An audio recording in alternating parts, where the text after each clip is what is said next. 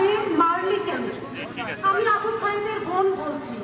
কোটা সংস্কার আন্দোলনে বুলেটের সামনে ভোট পেতে দেয়া আমার ভাই পৃথিবীর বুকে ইতিহাস হয়ে থাকবে।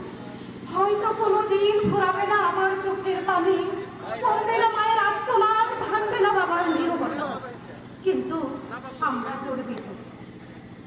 তুই বাংলার প্রতিটা ভাই বোনের ভাগের লড়াই লড়বে, রক্তে আগুন জেলে বীরের মতো মৃত্যুকে বরণ। তুই যে আজও কানে বাজে পানি লাগবে পানি। ওই মুগ্ধ ভাইকেও মেরে দিল।